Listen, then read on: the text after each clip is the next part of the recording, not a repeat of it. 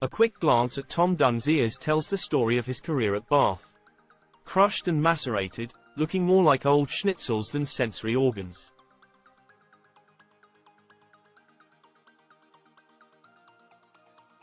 When it comes to West Country rugby, the hooker has seen and heard it all. The good and the bad.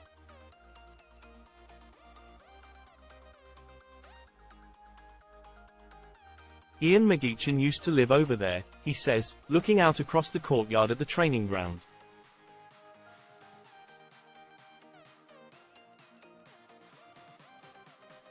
We've had 8 directors of rugby since I left school in 2010 and he was my first.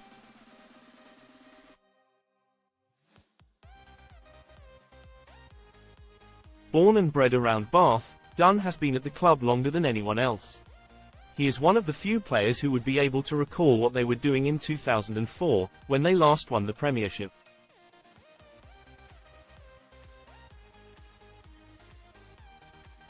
I had my 11th and 13th birthday parties at the Rec. You'd get a player to come and do a session with you.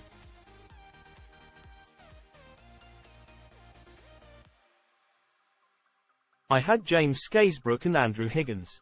So when it comes to the West Country derby, with Bath hosting Gloucester today, there is no one better to sum up its significance.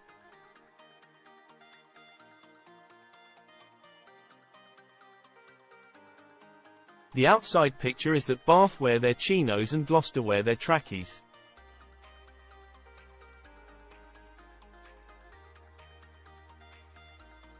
One of my first games, in 2012-13, was away at Gloucester. I was trying to throw the ball in at the lineout and there was a Gloucester fan behind me shouting, "Dunn, Dunn, are you hungry, are you hungry?" I'm thinking what is he on about and he goes, "'Cause your ass is eating your shorts."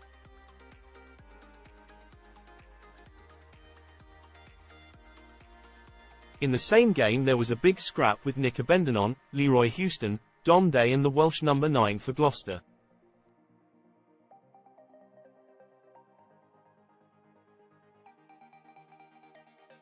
I was sat on the bench cheering and a Gloucester fan just poured a whole pint of cider on me.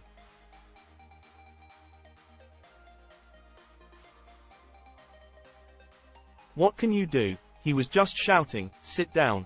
Sit down." It's personal because you grow up playing against the same people.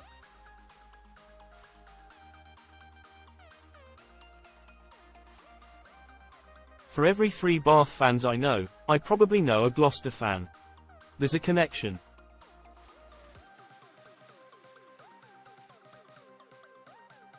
You start playing for Wiltshire and Dorset against Gloucester when you're 14 years old.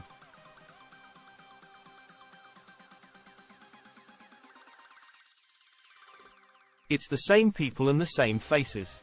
Some of the Gloucester lads I've been playing against for 15 years.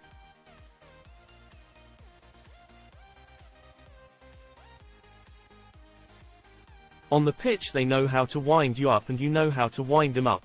Dunn has experienced the glory as well as the ignominy of the fixture.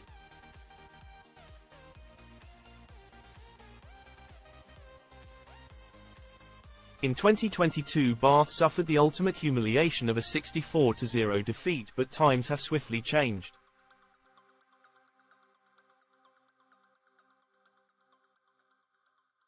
These days Bath are the region's high flyers, entering a new era with the likes of Johan van Graan and Finn Russell.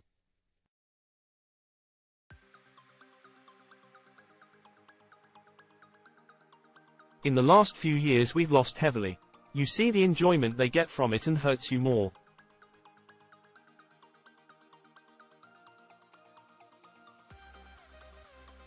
It works both ways. I was still at school when we won the Amlin Challenge Cup in 2008.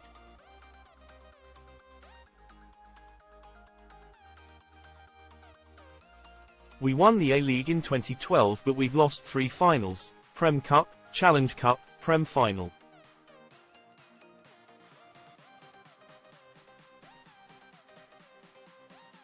When Johan came in, and I stole this analogy off someone, Bath Rugby was a big ship but it was facing the wrong way.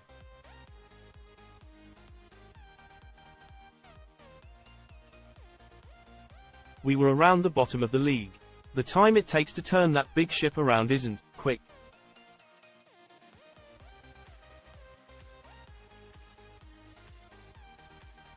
Every time you get that change of structure, there's often a change in the squad.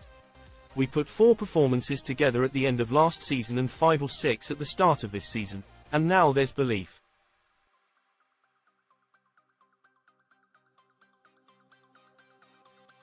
There have been seasons where we're fighting for the top 4 and seasons where we're fighting not to finish bottom.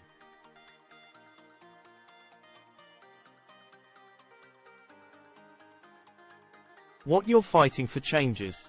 I've experienced it all, and that's why I'm enjoying this year so much, because I know what it feels like on the other side.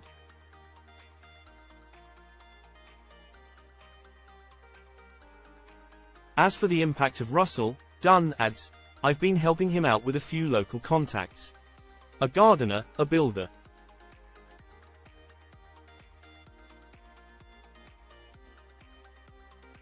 He asked me if I knew anyone to take his old garage door away. I think he thought I'm the kind of bloke who has mates working in scrap metal.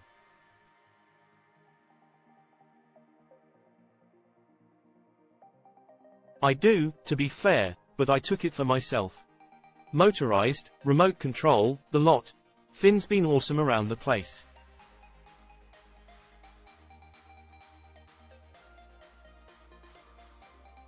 As a forward, it's much easier to carry if there's always the threat of a 10 behind you.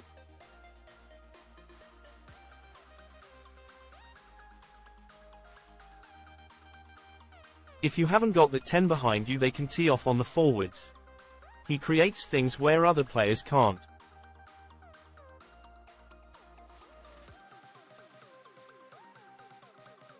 That takes the tension off the other players. Now 31, Dunn is a senior figure among the ranks.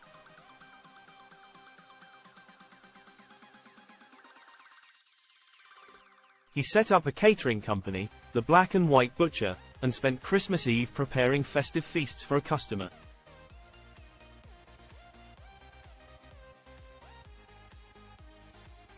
Pork shoulder, short rib, pigs in blankets. His plans for life after rugby are already underway, but there are no plans to step back anytime soon.